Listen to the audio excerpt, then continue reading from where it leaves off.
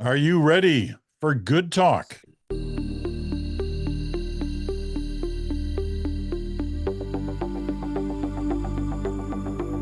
Well, of course you're ready, because it's Friday. Good talk. Chantal Bear, Bruce Anderson, Peter Mansbridge here to talk about a variety of things, as we often do on Friday, and there's some interesting ones. I want to start a little differently. Well, I guess we always start differently. We don't talk about the same thing every week. Sometimes, but not often. This one is as a result of a headline I saw in the Toronto Star. I think it was yesterday. Um, Alex Billingall wrote the piece. Pam Damoff won't seek re-election, citing fears for her safety and disgust with toxicity in politics. Now, if you've never heard of Pam Damoff, you're not alone. She's not a well-known Liberal MP around the Oakville area in Ontario. Um, but she's been an MP since 2015, so a three-time MP. She's decided she's not going to run again whenever the election's called later this year, next year is more likely. And she goes out with a memo to her caucus colleagues, which sounds pretty blunt. I mean, keep in mind at a time like this, especially if you're in a party that's not doing well in the polls, a lot of people may decide, you know what, I'm out of here before there's an election. I don't want to go through all that if we're going to lose anyway. This doesn't sound like one of those, but let me just read you what she said, just a couple of lines from it. While I know that still have something to offer Canada, Ontario, and my community, the hyper-partisan nature of politics today is not the environment that I see myself serving in. The threats and misogyny I have experienced as a member of Parliament are such that I often fear going out in public, and that is not a sustainable or healthy way to live. Politics is no longer for me. Basically afraid to go out of the house. Is that how bad things have got for some people, clearly women, in politics in Canada, in Ottawa, I guess? Not in Ottawa, or not just in Ottawa. Quebec has seen a number of mayors step down, mostly women, using the same rationale. I'm not interested in working in as toxic an environment, ergo I'm leaving.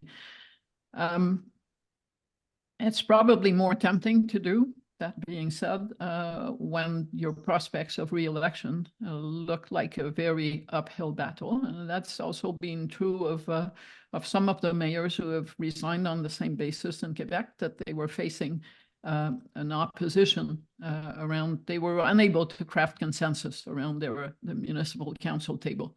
And they were getting nowhere with their projects, not because they were women or not because the atmosphere was toxic. So there's a bit of one and the other. Has it gotten much worse? Yes, probably. And the difference, I'm guessing, and you've seen it from female journalists who have also reported the same thing. The biggest difference, I think, between female journalists and female MPs or female ministers or mayors, etc., is that we don't have to read all the comments. And people who are elected, in theory, should, because that's in part how you interact with voters. So yes, I believe that there is some of that out there. I don't think it's limited to Liberal MPs or NDP MPs. I think that Conservative MPs, mostly women, could report much of the same thing. And anyone who is openly LGBTQ and in elected office these days would certainly say that they are facing a significant amount of abuse versus what used to be the past, mostly because of social media. Does it actually threaten one's personal safety to the point of not getting out of the house? I don't know, but you've heard after an episode in the Senate earlier this year, where the Conservatives went really aggressively against the female senator and a female speaker, that the kids of one of the protagonists ended up hearing about it in the schoolyard. And I guess at that point, when your kids come home and say, "Mom, what did you say that has brought this about?" you start thinking more seriously about personal safety. I think most of the people who rant on the social media do not mean to do anything, but to bring you back to an episode that happened to me when I was working for Le Devoir after Meet, and we were getting a fair amount of threats. And one day the threat was not against us, but it was against a store in Gatineau that the Prime Minister, Brian Mulroney, had used in the speech, just the slogan that was well known in French. So we did call the RCMP because we thought if this place gets bombed, we want to not think we could have given a heads up. And the person who came to give us advice, all kinds of useful advice that I still use to this day. But at some point, my researcher asked, so should we take these threats seriously? All these, anonymous phone calls, anonymous notes. And he said, most people who write those never act on them, but almost everyone who acts on them has started by writing them. Very reassuring. Mm. So you can't ignore that reality that you are at the mercy of someone who wants to take this to the real world thing rather than the social media bubble. I guess what I'm getting at, and I want to hear what you're thinking here on this, Bruce, but I guess what I'm getting at is there something particularly toxic about the political atmosphere that's creating this across the board? I agree with Chantal. It's not just Liberal MPs. We've heard from Conservative MPs, and we've talked to to some of them who've been in the similar concerns about their situation. But is it something particular about politics, the political atmosphere, and why, after all these years and build up on this kind of thing, has it not been addressed, or is it not being resolved, or can it be resolved? That's what bothers me most about this. Bruce? Yeah, it isn't only politics. I think that's absolutely true. If you're somebody in the public eye, in sports, for example, in the media, what we've seen is a real coarsening of how people feel they're entitled to go after individuals whose values they don't like, whose opinions they don't agree with, whose point of view they just feel like they want to trash. The question of, is it getting worse? Absolutely, it's been getting worse. It's been getting worse in society in general. And so what we see when we see a story like Pam Damoff's story is an illustration of what the consequences of that are. That's high profile because she's somebody in the public eye in elected office. But there are millions of people every day, I would say, who are being damaged by things that are being said and trafficked in social media. And so we shouldn't, in my view, make the mistake of thinking this is really a problem that needs to be dealt with because it's affecting politics. It's affecting society as a whole. The question of what, if anything, we can do about it is a giant question for which there is obviously no answer yet that's working. And I would have wanted to say sometime in the last few years that maybe there's a little bit of momentum with the social media platform companies towards solutions that will be meaningful. But every time I think that, I kind of see more evidence that that's just me being optimistic. I don't think that there are realistic solutions that are gaining any momentum right now. I do think the damage is significant. I don't know what the long-term consequences of it will be for society, but there's no question politics for media if we want to have quality people. And I agree with Chantal that it isn't only women who face this, but women face a particularly awful version of it. And that is not really just a question of, is there a social media platform? It's a question of misogyny in society. I don't think there's any question about it. There's obviously homophobia as well, and there's anti-Semitism, and these social media platforms create a sense that it's safe to say the things that you wouldn't say otherwise, that you're entitled to do it and maybe even expected to do it and somehow rewarded for doing it. It's a bad situation. I guess we're having a couple of hits Like of Pam line here Damoff. with Bruce. Sorry, Bruce. We keep well, not keep it. A couple of times we've lost your signal. You've sort of kind of frozen up. But Yeah. I hear your point on that. I guess what I'm trying to get at in terms of the political thing, because I totally agree with you. It's across the board. But in politics, as Chantal mentioned in her first answer, that so much of the effective politics is communication with the public and understanding what your public and what your community is saying. And that's why this stuck out at me when you read her phrase about, I often fear going out in public.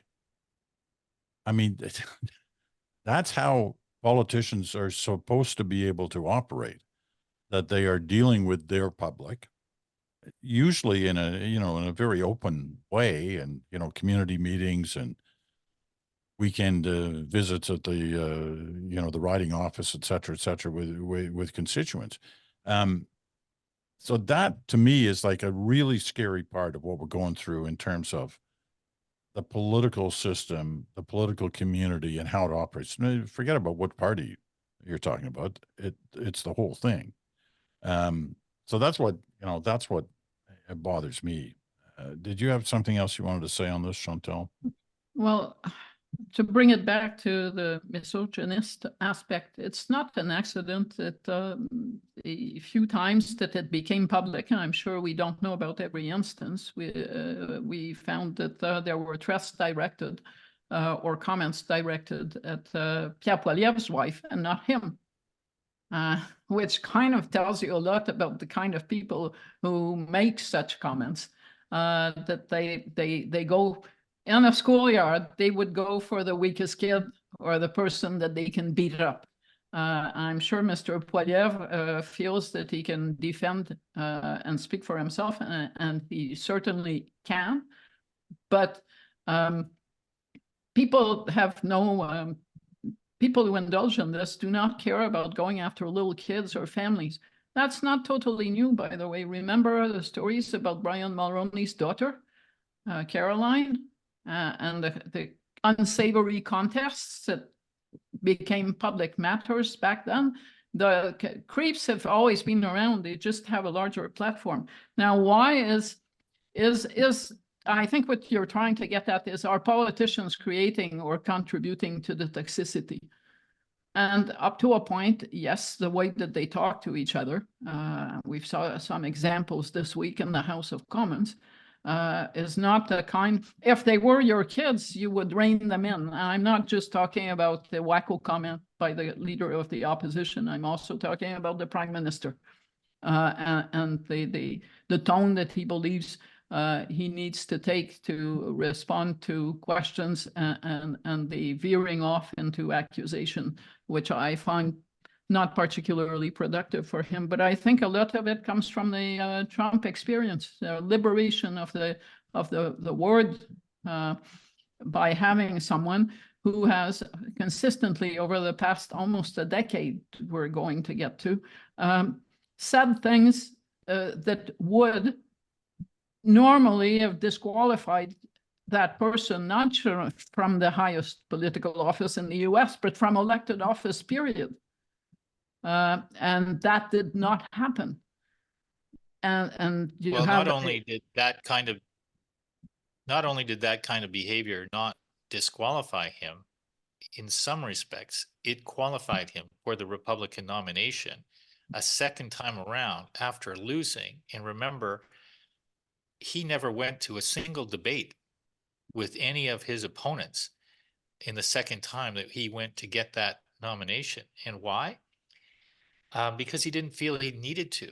And if we go back to how he won the nomination the first time, the single, probably most powerful thing that he did was come up with names for all of his opponents, derogatory ways of describing them that were so childish and immature sounding to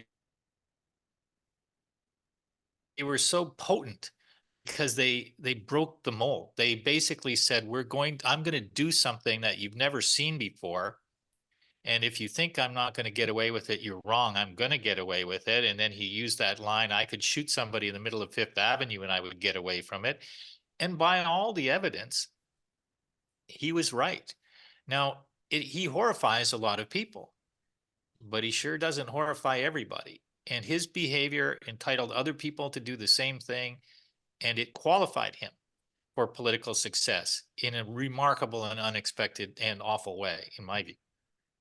Now, I think that, and you're going to find that this is a really lame suggestion, but I think that if you're going to fight back against this, it doesn't work to get on a pulpit or on a panel and say this is really wrong and this is really bad. But it is why it's appreciated is in part a byproduct of fatigue with those prepared inane lines that politicians mouth off. And if you're going to fight this, you need to fight this by becoming more authentic, by making people want to listen to you because they know you're not BSing them with stupid catch-all slogans that someone thought about and put in your mouth. It shows when that happens. And there is a solid section of the political class that is being too chicken to speak its mind. And speaking one's mind is not the same thing as insulting the person you are debating. But if you're given a choice between what we call in French la langue de bois, a wooden tongue, and someone who is saying wacko, you're probably going to end up liking the wacko. No, I really agree with your point that you're making, but I have a question for you, Chantal, and I've been thinking about this a little bit because Mark Miller, the Minister of Immigration in the federal government, the other day he was scrummed outside of the House of Commons and he was asked a question by a journalist who I think essentially said, Mr. Poilievre being kicked out of the House, does that sort of support the narrative that he's got out there that he's being silenced, right?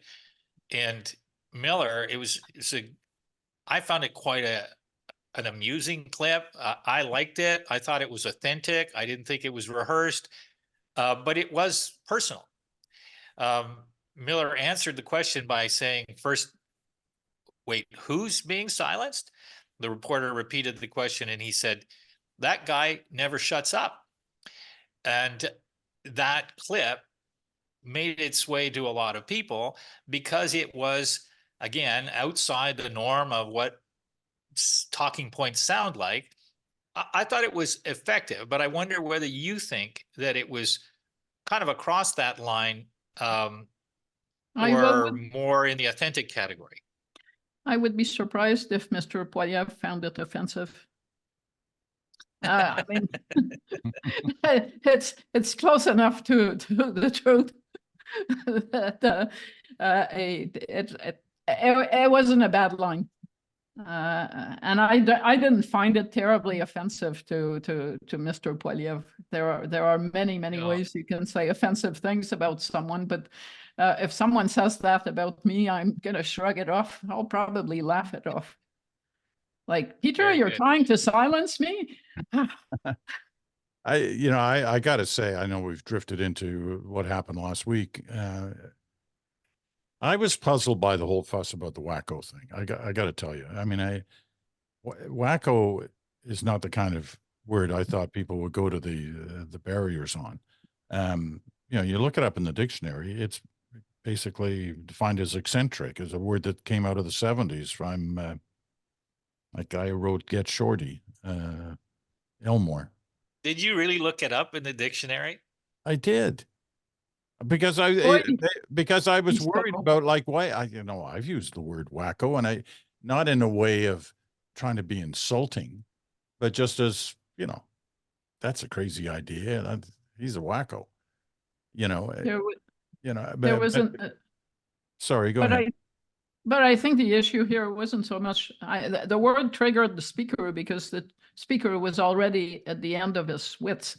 He was being heckled. He just, named an MP to leave the House of Commons. And I think at first he wasn't sure about the last name of the person he was naming. Anyways, it was a bad moment for the speaker, and you can hear him as soon as Poilievre says wacko prime, you can hear him say no. Like, this is the extra drop that I can't take.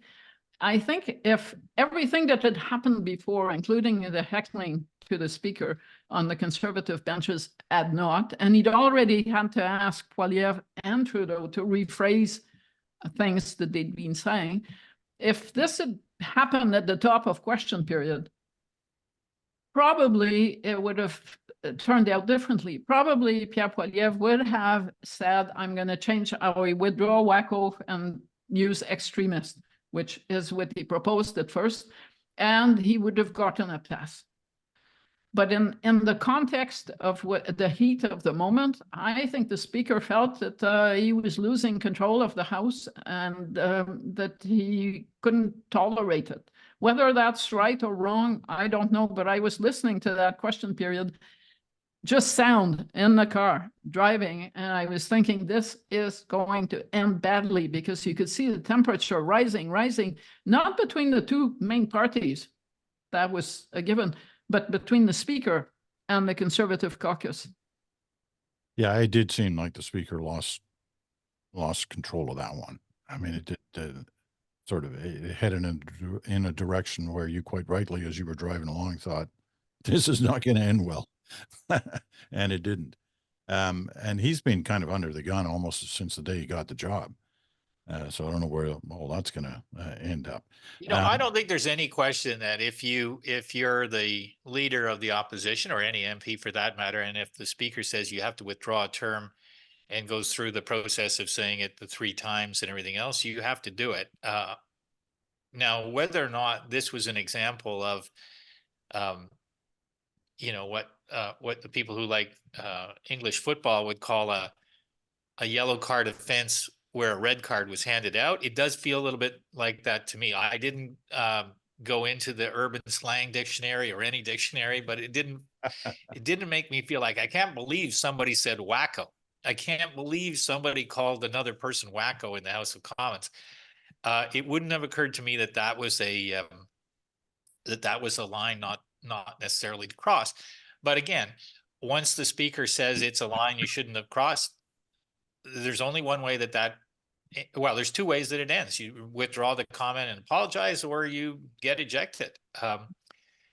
And I do think that Poilievre overall loves these stunts, loves the idea of being the center of drama, loves the idea of being the guy who is challenging authority, who is challenging norms, who is breaking the politesse of politics. I don't think he's feeling a moment of unhappiness that he was caught up in that spat. And why? I think it's entirely on brand for him. Why should he feel that way? You know, that he'd done something wrong. I mean, all these things, not all of them, but many of them seem to work for him, that put him in on that side of the discussion where the majority sits. Well, you know, but here's the where I was going to go with that, which is that he also gave a speech this week to police chiefs. I think it was police organization anyway, in which he talked about the fact that he was going to change laws that related to sentencing. It was an important subject for the audience. And he said, and I'm going to use all of the tools at my disposal to make sure that my changes, my laws, are constitutional. And I think you know what I mean. By that, he was basically saying, I'm going to use a notwithstanding clause, which has never before been done by a federal government. But then he went on to say this other sentence, which is that I'm going to be the democratically elected prime minister, which is not really how our system works, but I get the point. And I'll be accountable to the people, and the people will decide whether my laws are constitutional. That is 100% not the way that our system works, nor should it. But the linkage between these things for me is this guy, it's one thing to say, I want to challenge the standard operating procedures of politics. but when it seems like it's so ego fueled and it's so my government, remember he always ran on Pierre for PM, that kind of thing. And when he starts talking about using public opinion that he musters as a way of defining what will be constitutional in the Look at that. He's frozen again, Chantal. It's this extra button I've got on my little control board here. Are When it you goes on too freezing? long, I just Are freeze. you freezing him out? Are you silencing him because he will not I'm ever shut up? gatekeeping him. Yeah, gatekeeping him. We Shut up with that kind of talk for sure. we lost you again for a moment. You froze. Yes, that's why we're talking behind your back and your face. Yeah. Okay. Let's take a break, a quick break, while Bruce fixes his technical difficulties. No, just kidding. Don't start fiddling with anything. We'll take what we can get here at this point. But I want to take our first break, which is well overdue. And we come back, there's a whole nother issue on Mr. Poilievre and his positioning. And this is another one of these things where it's gonna upset some people, but it's gonna sound pretty popular to a lot of other people. And it's an interesting way that he tends to find these positions and go about promoting them. We'll get to that right after this.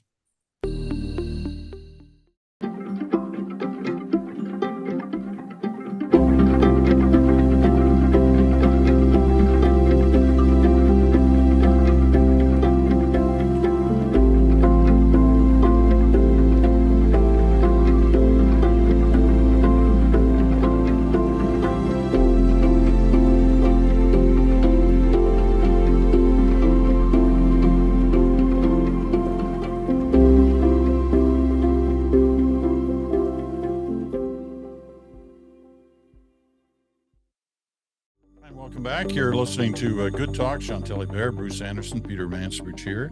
You're listening on Sirius XM, channel 167, Canada Talks, or on your favorite podcast platform, or you're watching us on our YouTube channel. And if you are watching us on our YouTube channel, we apologize. We've had a few hits on the line, gremlins in the system, as they used to say during the Second World War when things weren't going right. When you were an adult? Yes, back in my earlier days. Anyway, it's on our YouTube channel, and I hope you watch it. Bruce's picture freezes up every once in a while, but that's okay. Well, it's not okay, but it's better than my picture freezing up or Chantal's picture freezing up. Okay, here's topic number 2, related in many ways. Because, as I said before the break, it's an interesting way Poilievre goes about making his point and understanding that there's going to be some disagreement with it, but there's also going to be a fair amount of agreement with it. He's got in, if you pick up your copy of the National Post today or go online and see it, it's a little hard to find the copies anywhere. But online, the National Post you will see an op-ed, an opinion piece by Pierre Poilievre. About lobbyists. Who wants to give us the concise, before we discuss it, a concise sense of what he says in there? Okay, I'll try. Because I don't freeze, and it's kind of dangerous to set up something if you're going to freeze and stuff will be lost. And then Bruce can disagree with my take. It's a fairly long op-ed for anyone reading it. I suggest reading beyond the first 6 paragraphs. It gets even more interesting past that point. Basically, what Mr. Poilievre has done is he's taken the debate over the capital tax gains, the tax on capital gains changes announced in the last budget that many in the medical community, I mean doctors or others, dislike intensely because it would translate into higher rate of taxing on their capital gains. And he's saying, well, and he's talking to the business community. He's saying, you're all coming and saying, this is terrible that it's happening to us. And whenever I ask you guys or others, what are you going to do about it? you're clueless. You say possibly you think you're going to have a meeting with Chrystia Freeland or Justin Trudeau or some minister, and that's going to make a difference, and it won't.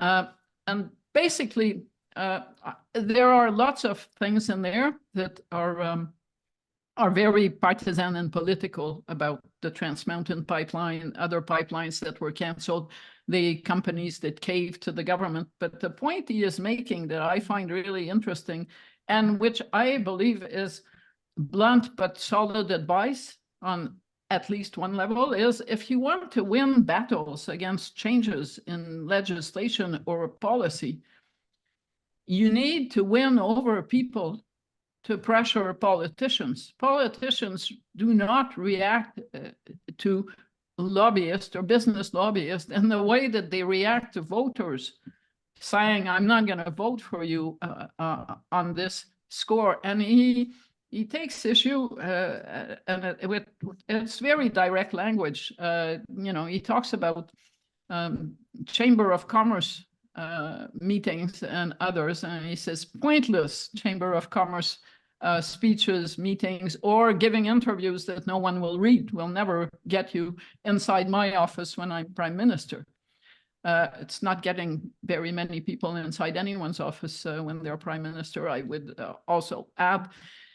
But basically he's saying, and I don't think it only applies to a future Conservative government. If you want to influence me, you're going to need to rally some voters and some constituencies and convince me that enough people care that it's going to hurt me not to listen to you.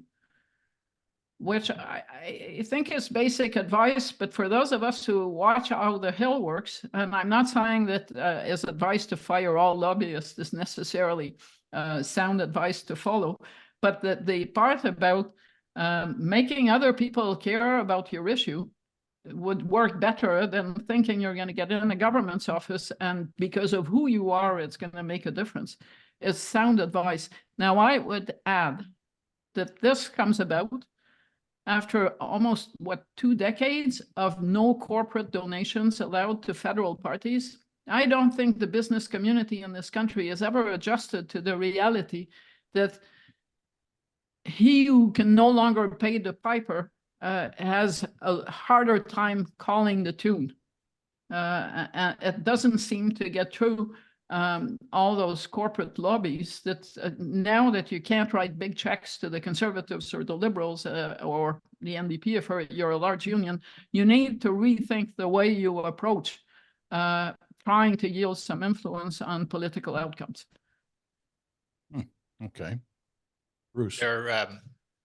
There are a number of interesting things about this, and hopefully I'll get through them all without freezing again. But the first thing is that, like a lot of what Poilievre does, is it's an exaggeration. He uses colorful language to land his point and to make some noise and to create a sense of energy around his leadership.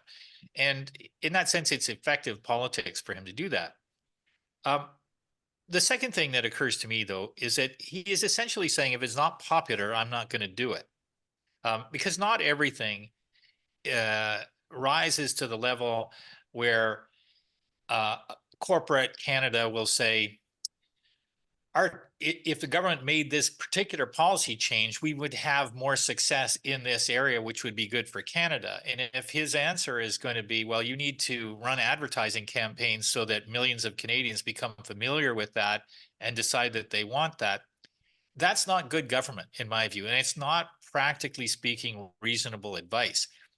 There will be some situations, if a big issue like free trade comes along again, something like that, but it won't be the everyday work of stakeholders outside government dealing with people inside government. That work is about a lot more mundane things. And the reality is that people in government need to know what outside audiences. It's easy to demonize people who use this category, a term called lobbyists, but if government didn't have the opportunity to talk with people outside government, broadly characterized as lobbyists by Pierre Poilievre in this op-ed, they would make a lot of policy mistakes. They would not understand exactly how some of the changes that they put in place are going to affect people. So that those conversations, it's easy for people to sort of chip at them and say that they're corrupting politics. But in my experience,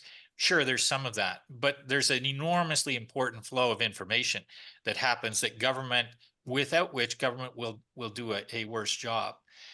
So I think in signaling that he wants to run a populist government, he's also he's basically laying out a situation where, for the first time that I can think of, the Conservative Party, the Liberal Party, and the NDP will all be, to different degrees, not really the friend of corporate Canada. And I think that's going to land with a thud in the corporate community. I think it should, not because they should feel entitled to any special treatment, but because the reason that they get in touch with government isn't always to, or even mostly to, make bad public policy happen to improve their bottom lines. Sometimes it's just to help government figure out what good public policy would look like. And if there's a choice between policy A, B, C, or D, what the different consequences of those will be. So I found it to be, I don't think he's naive, but I think it was creating a kind of a false argument, because it sounds popular to say fire your lobbyists and go and pitch your message to Canadians. There is a certain element of truth to the idea that Canadians need to be communicated with more by outside government interests. Less of it in recent years. Oh, there we go, freezing again. But you were really good in the To it, unspoken part. and a bit of sensationalism to it, but not great. Okay. Just to add to what Bruce was saying about the corporate Canada, I mean, previous governments always had someone, and this is beyond lobbyists, someone in cabinet and finance, actually, who acted as kind of a bridge to the business community. Paul Martin for Jean Chrétien, Michael Wilson for Brian Mulroney, Jim Flaherty for Stephen Harper, and eventually Minister Oliver. I think corporate Canada at this point is looking at the Conservative offering and not too sure who that friend would be. And that goes beyond the lobbying industry and who gets to talk to whom. This notion that there is someone out there. Bill Morneau tried to be that for Justin Trudeau with very relative success. I think in part because he was so green in politics that he had trouble bridging his two roles effectively. But I think they're looking at polls that tell them the next government is going to be Conservative. And yes, I can report from having been told by various constituencies that when Pierre Poilievre writes that he won't take meetings with many of these groups, it has been the experience of many of these groups that they can't get meetings with Mr. Poilievre or his advisors. And they are disconcerted by that. They don't know who the go-to person for them will be in cabinet. I'm not sure that's healthier than making policy based on talking to lobbyists and not going out in the public. You need a mix of both. And there are questions, and those questions will become more pressing as time goes on if the polls hold. But I would just mention that since Mr. Poilievre wants to follow the rule of if I see pressure, then I will pay attention, it's hard to think that there is more pressure than what can come from people who are deprived of social programs, as in cuts to the public childcare initiative that the Liberals brought in, or the dental care program. If you really want to see normal individual people get angry at you, let me tell you from the Quebec childcare experience that when parents wake up in the morning thinking their childcare spots are being threatened, and there's an election campaign on, it is not good news. Here's my problem with this, and it's not directed at Poilievre or the Conservatives or any one particular party. It's kind of directed at all of them. We have seen over the decades, in this kind of last year before an election, all kinds of promises that are made about how things are going to be different in the structural way government operates. And then when it comes around to that party actually in power, it kind of drifts back to exactly the way it was on certain elements. I know there were some differences in 2015 about how they, sir, was it earlier? Was it the Harper coming in about changes on the way certain things would operate, and there were changes. I just worry, not worry. I just sort of look at this and I think, okay, show me in real terms when you have the opportunity that things are going to change. You know, like what did Trump promise? It was going to be the end of the swamp in Washington of lobbyists and consultants. So that was all going to change when he got power. He got power and it got swampier. You know, and here, what we've talked to within the last 40 minutes, we've gone from MPs who are supposedly listening to the people who would direct how a government, what they want from a government. MPs, or at least one anyway, saying, I'm afraid to go out. You know, it's just too toxic out there. To a promise that, well, we're also not going to listen to lobbyists or consultants about change. We'll sit here and we'll just determine what the way it should be. So I maybe I'm cynical, and I probably am cynical about all this stuff, but I hear you on what this op-ed says. I'm going to be interested to see how much of it is He let's be clear, he will not be able to, and on today's numbers against today's opponent, he'll win that election and he'll have a big majority and he will be beholden to nobody. But he will not, even if he thinks he will not be able to operate an effective government with the description that he put into that op-ed. And it's not because dark room lobbyists, the kind that people kind of conjure up, are the problem. The problem that he would run into is if you think that you have an idea of how you're going to reorganize the Defense Department and make procurement choices, and how you're going to figure out what to do about artificial intelligence, or what you're going to do as it relates to changes that you want to make happen in healthcare. It almost doesn't matter. The consequences of government not having conversations with people who are involved in the other side of what happens when government puts a program in place is it's unbelievable to me that anybody would imagine that you could run an effective government without all of those kind of contacts, whatever baggage they bring with them. And I accept that people see that the baggage rather than the hard work and the effective work, but government would make a lot more big mistakes if it wasn't stress testing its ideas, if it wasn't hearing from people about ideas that they have that might make government better. That dynamic is as important as anything in our political life and in terms of our the effectiveness of our public policy, I think. Chantal, any last word on that? If not, we'll go to our last break. I'm waiting for, like you, for what happens if Mr. Poilievre becomes prime minister, and where we would be, maybe not us in 8 years on, talking about this government. A lot of the stuff I read today, I thought we should hang on to, because it may be that those quotes will be remembered as the words of a previous Pierre Poilievre if he does become prime minister. Oh, we're so cynical. I mean, of course we are. That's part of our charm. You'd think that they'd never delivered on electoral reform after 2015. Oh, yeah. Didn't you notice we have been voting in a different system for almost a decade now? Absolutely. Okay, we're going to take our final break, and we'll be right back after this.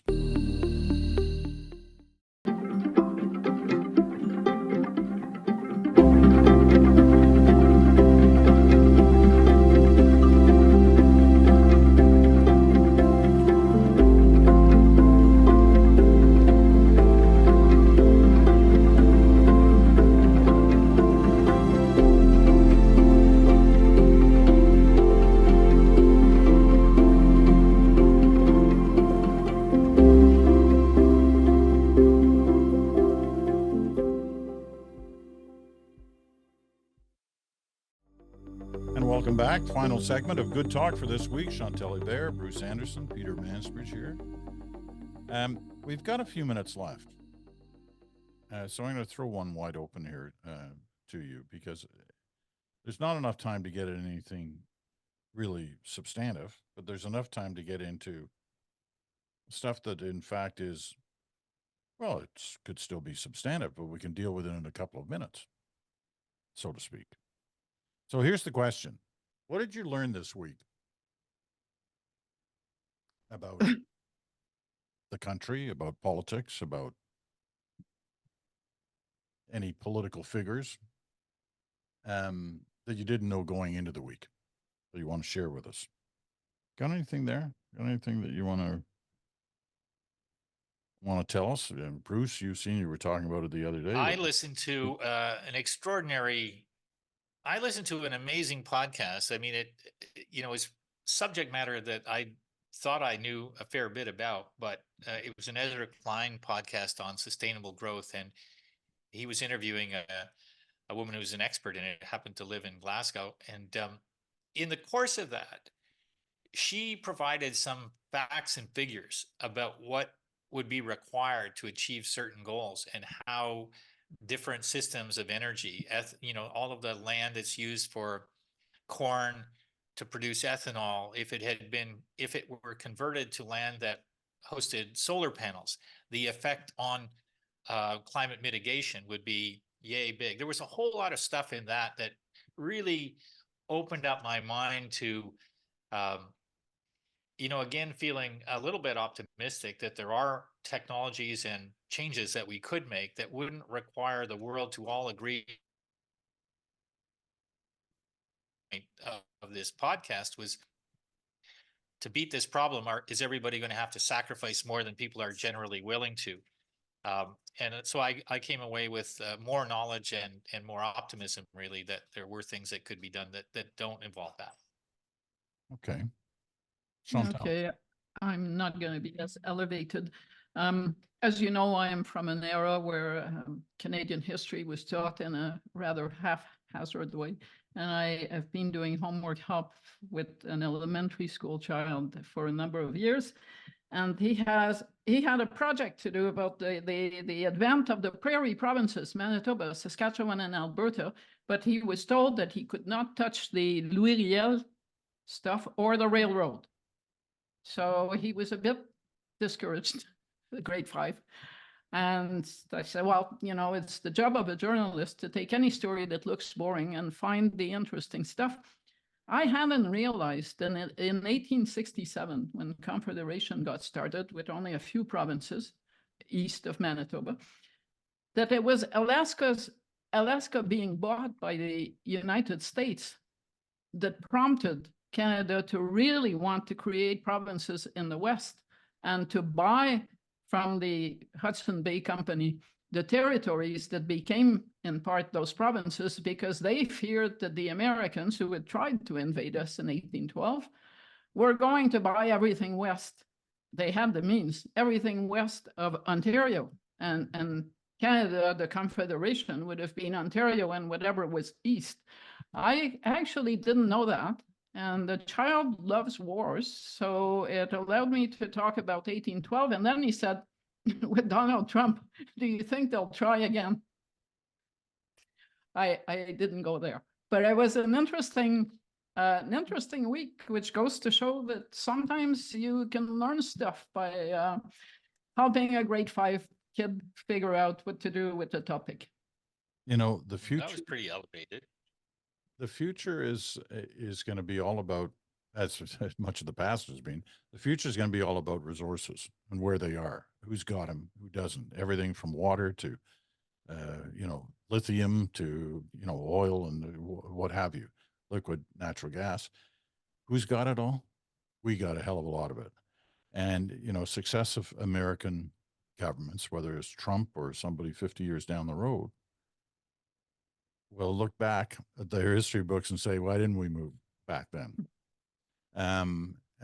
Because we're a pretty interesting target, and we, as Janice Stein and and a couple of other bright minds were arguing in the Globe last week, we got to get our act together in terms of how we position ourselves for the future, not just for Trump or Biden, whoever wins, but in the medium to longer term as well, because we've got what a lot of other people would dearly love in terms of resources. I'll just quickly on on my week. The question of the week this week for the podcast was name a teacher who had a great influence on you, and it was interesting because we've often talked about stuff like that about teachers. We talk around the dinner table, et cetera, et cetera. But I got lots of letters, like lots of letters, people emotionally and passionately talking about their teacher from grade 4 or grade 8 or what have you, and the impact they've had on their lives, and remembering stories about them. I was amazed. I mean, I didn't do that well in school, myself. I do remember a couple of teachers who tried to help me along the way, but some of these stories that people wrote from coast to coast to coast, and everything from small one-room schoolhouses to more modern day efforts in just the last couple of years. It was impressive. Teachers take a beating from a lot of people over time, and sometimes it's great to hear from just ordinary people who are telling stories about the impact, in this case, teachers had had on their lives. Okay, thank you both. Great to talk to you. And Bruce, we got to work on trying to figure out what that issue is, because it's almost like there's a clock on it saying, okay, he's gone long enough, freeze him. And I'm watching Chantal closely. She doesn't have a finger on a button to do that. Like enough, no, but I could do that, manage that if you give me one. Anyway, we'll try and have that sorted out by next week. Thank you both. A reminder that the Buzz is available as of tomorrow morning, 7 a.m. If you want to subscribe, it doesn't cost anything. Just go to nationalnewswatch.com/newsletter. All you need to put in is your email address, and you'd have to do it today if you want tomorrow's edition. And that is that. What is this called again? It's called Good Talk. Good Talk. We'll be back next week at the same time. And our friend Paul Wells is going to be on the bridge next Tuesday. He's got a new book coming out on Justin Trudeau, and it's published on Tuesday. He's going to be on the bridge on Tuesday to talk about it. Interesting to see what he has to say, what predictions he might have. And you'll be happy to know we've gone through this whole hour this week, and not once did we ask you, what's Justin Trudeau going to do? So I'm assuming your minds haven't changed since last week, and we'll let it go at that. Thanks for listening out there, everybody. Thank you for your attention, and we will see you again in 7 days.